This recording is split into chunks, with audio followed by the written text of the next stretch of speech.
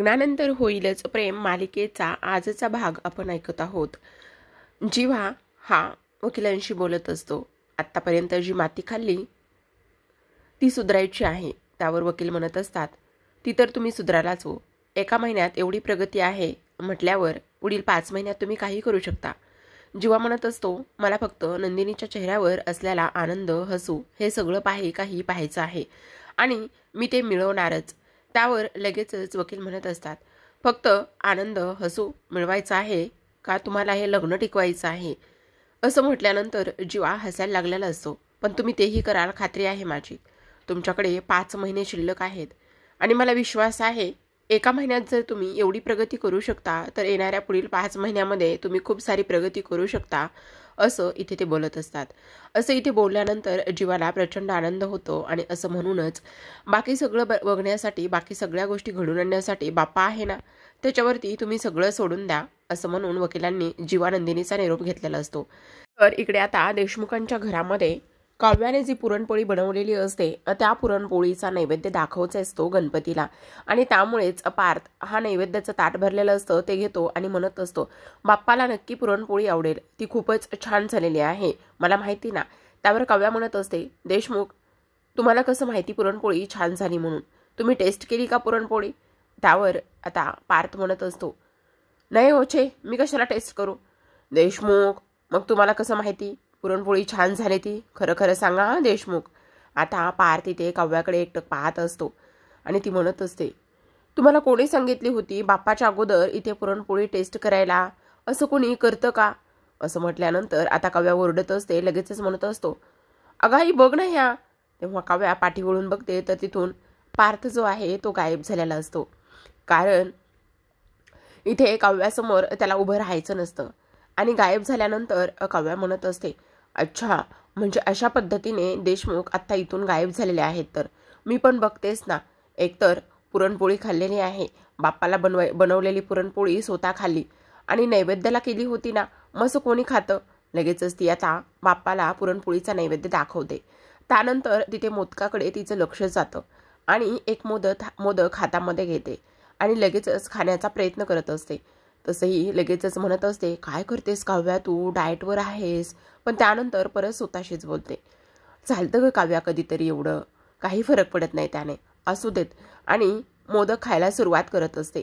आता मोदक खायला सुरुवात केल्यानंतर लगेचच म्हणत असते, तसंही मी चोरून खाते आणि एक मोदक मी खाल्ला चोरून तर कोण पाहणार आहे?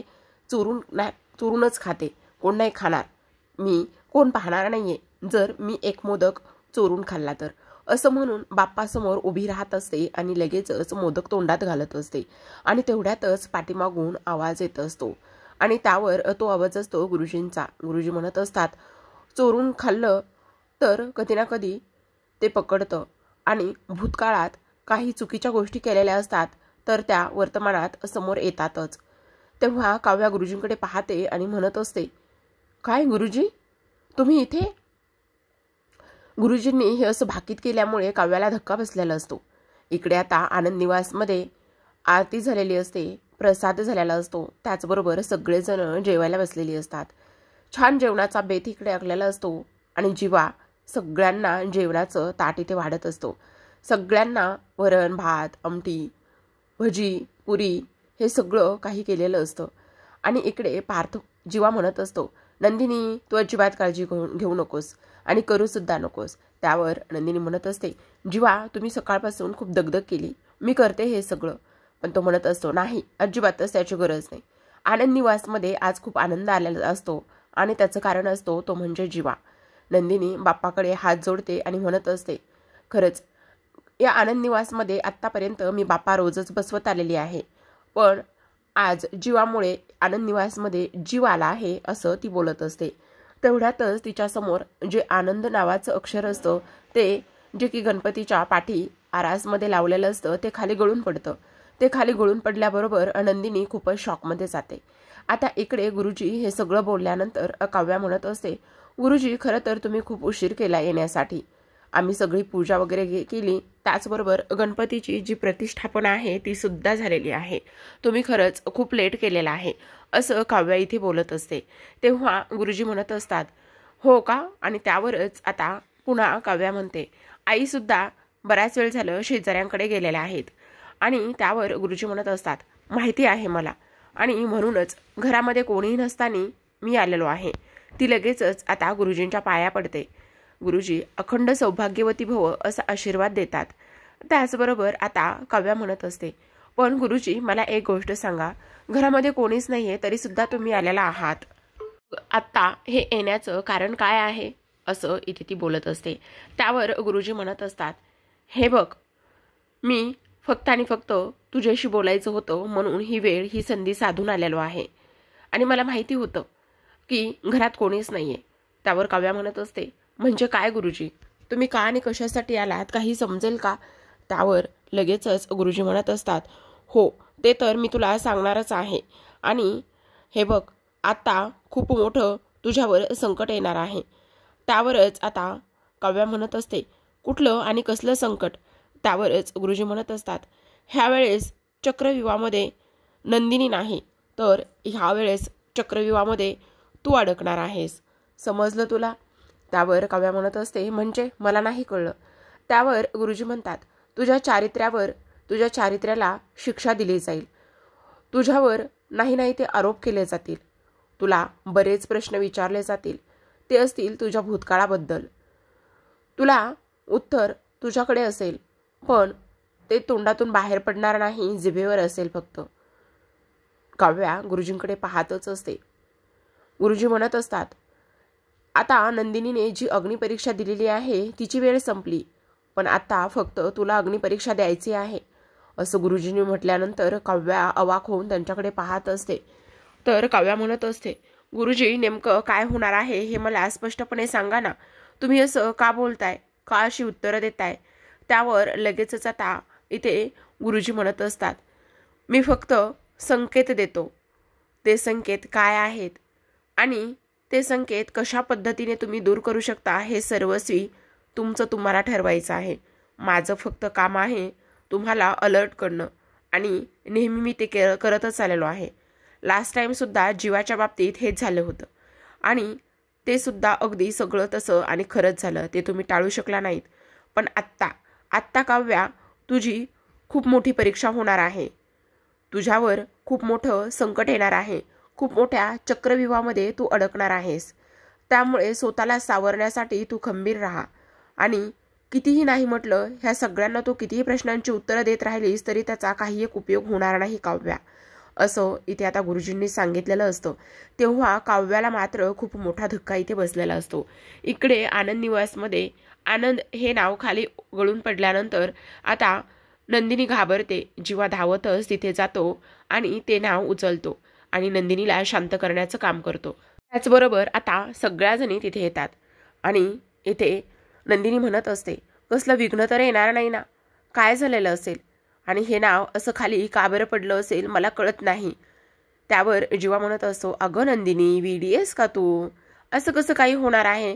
काही एक होणार नाही. हे बघ, हवा वगैरे आली असेल आणि त्यामुळे कदाचित हे नाव खाली गळून पडलं असेल. प्लीज तू एवढी काळजी करू नकोस आणि जरा शांत राहणार आहेस का तू? आता हे सगळं जीवा नंदिनीला सांगत असतो. आणि त्याचबरोबर मी आहे ना, काही एक होऊ देणार नाहीये मी.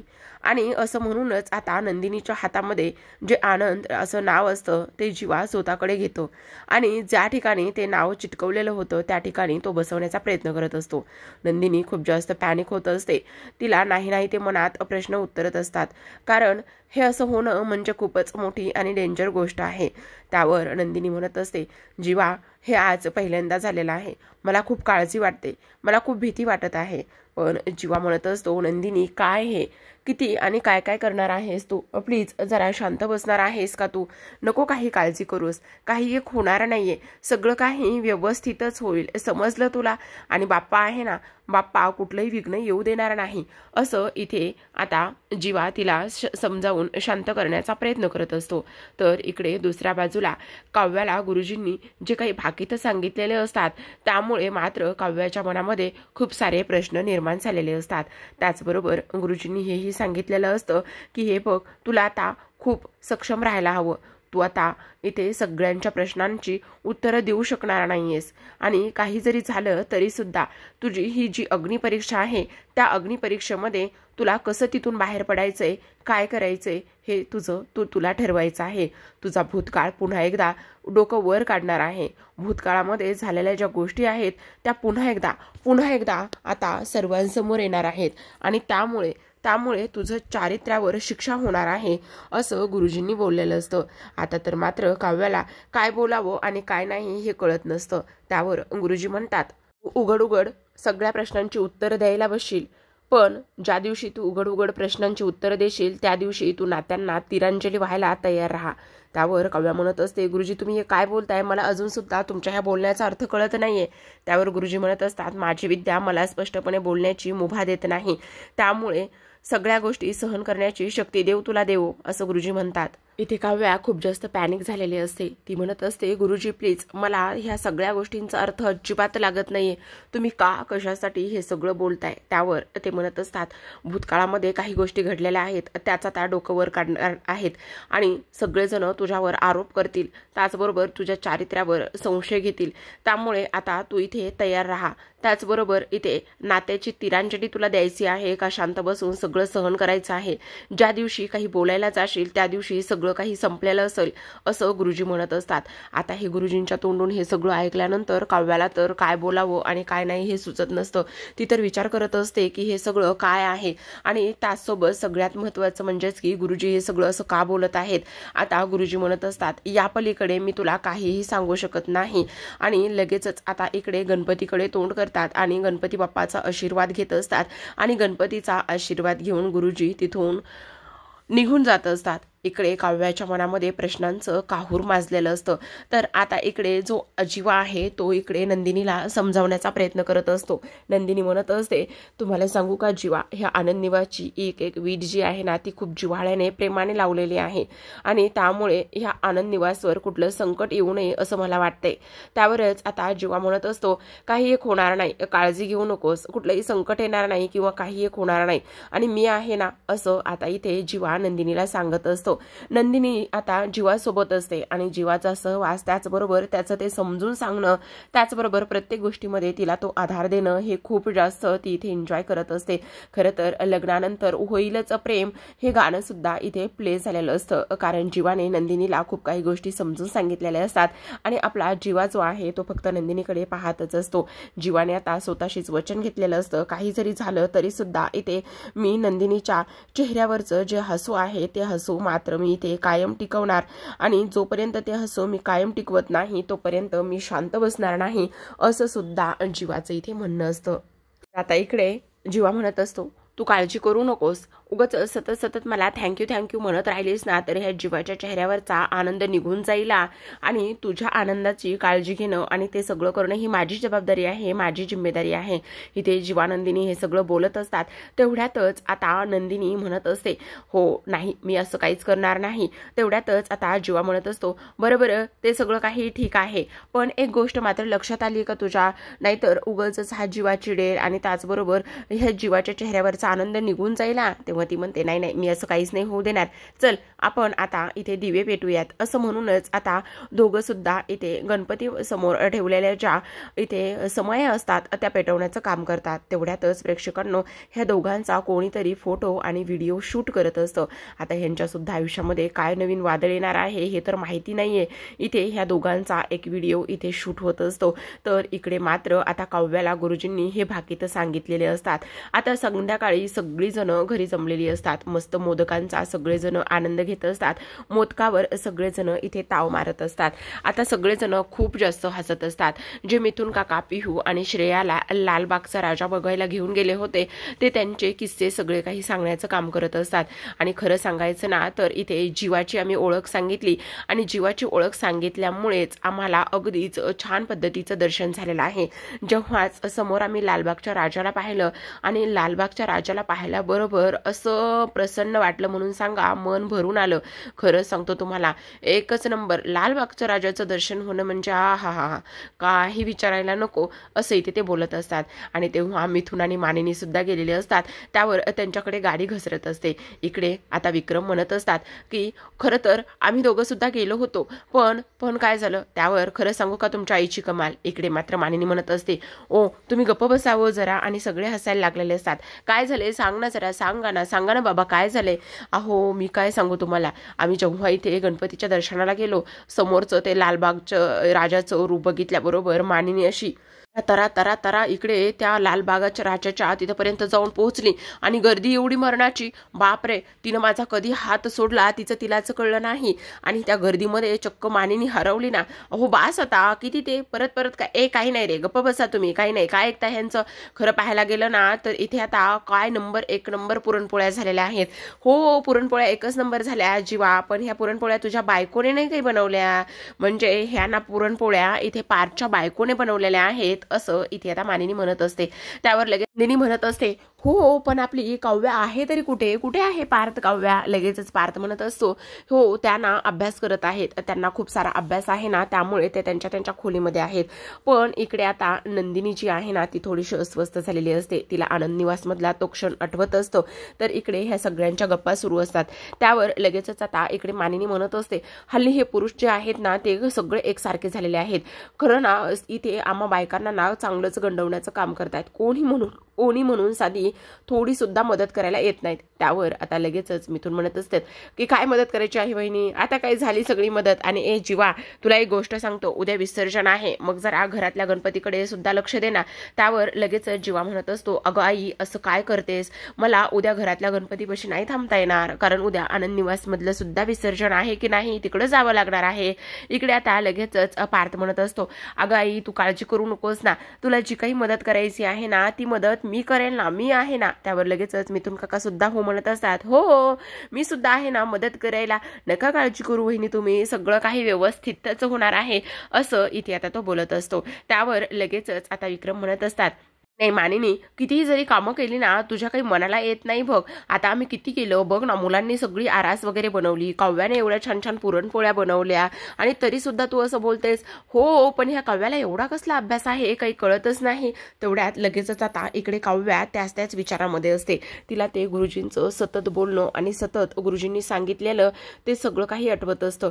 ती मनातच विचार करते, का बरं गुरुजी असं बोलले असतील, काय माझ्या चारित्र्याला शिक्षा होणार आहे, माझ्या चारित्र्यावर संशय घेतले जाणार आहेत, हे नेमकं काय आहे असा काव्य विचार करत असते. आणि कुठला भूतकाळ माझा इथे सगळ्यांसमोर येणार आहे असा सुद्धा काव्य आता इथे विचार करत असते.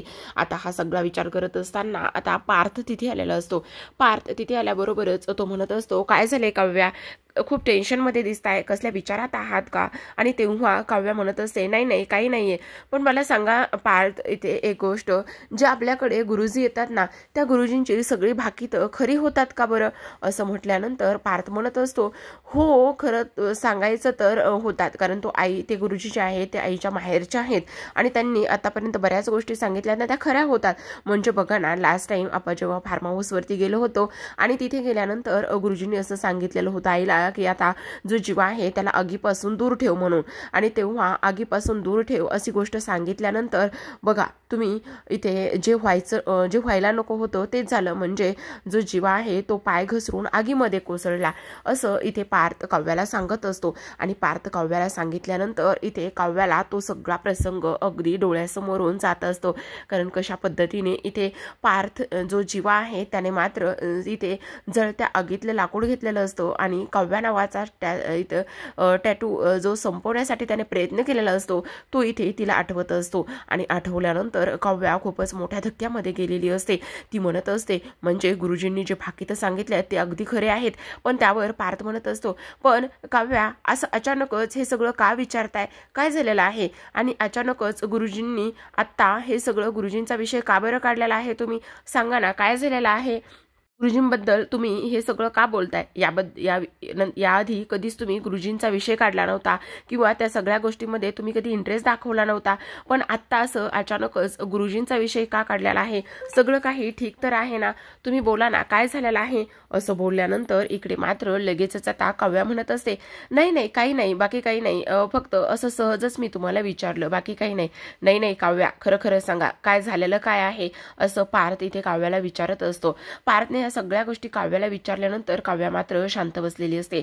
तर आता प्रेक्षकांनो, आजच्या भागामध्ये एवढंच. उद्याचा भाग खूप इंटरेस्टिंग धमाल दाखवलेला आहे, कारण उद्याच्या भागामध्ये आता युग घरी आलेला असतो. युग म्हणजेच की इथे पार्थ आणि जीवाचा धाकटा भाऊ, तो कॉलेज एग्झाम परीक्षा हे सगळं संपल्यानंतर इथे घरी येतो आणि काव्या विचार करत असते, गुरुजींबद्दल घरच्यांना सगळं सांगायला पाहिजे, पण नंतर विचार करते की नाही, आता घरचे युग आल्यामुळे खूप आनंदात आहेत, एखादी नंतर संधी शोधून मग घरच्यांशी बोलूयात. तर इकडे युग आल्यामुळे आता वसू रम्या खुश झालेल्या असतात. त्या म्हणत असतात, आता युग इथे आलेला आहे, युगला आपल्या बाजूने वळवायचं, आपल्या बाजूने त्याला करायचं आणि त्याच्या खांद्यावर बंदूक ठेवून बरोबर आपण निशाणा साधायचा. त्यावर रम्या म्हणते, आई मला कळत नाही नेमकं तू का आणि कशाबद्दल बोलत आहेस. त्यावर आता इथे वसू म्हणत असते, अगं युग हे आपलं प्याद बनवायचं, त्याला आपल्या बाजूने कसं करता येईल आणि आपली बाजू कशी खरी आहे हे सगळं आपण त्याला समजावून सांगायचं, आणि एकदा का तो आपल्या बाजूने झाला की मग बघ आपली वाहवा असणार आहे. तर इकडे दुसऱ्या बाजूला आता युग आल्यामुळे घरामध्ये आनंद वातावरण असतं. इथे विक्रम आणि त्याचबरोबर मानिनी तर प्रचंड खुश झालेले असतात, पण युगला आता इथे वेगळंच काहीतरी तो रहस्य घेऊन आलेला असतो.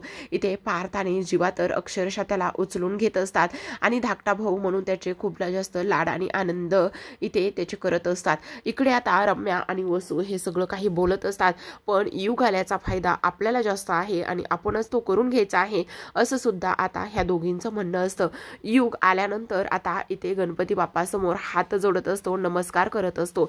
तेवढ्यातच आता नंदिनी त्याच्या समोर आलेली असते आणि नंदिनी त्याच्या बाजूला येऊन उभी राहते. तर युग खूप जास्त घाबरलेला असतो, कारण नंदिनीच्या हातामध्ये मोदक असतो, पण ह्या युगकडे काय असेल आणि त्याचबरोबर ह्या युग असं काय लपवत असेल, ह्या गोष्टी येणाऱ्या पुढील काही भागामध्ये आपल्याला तर पाहायला मिळणारच आहेत प्रेक्षकांनो.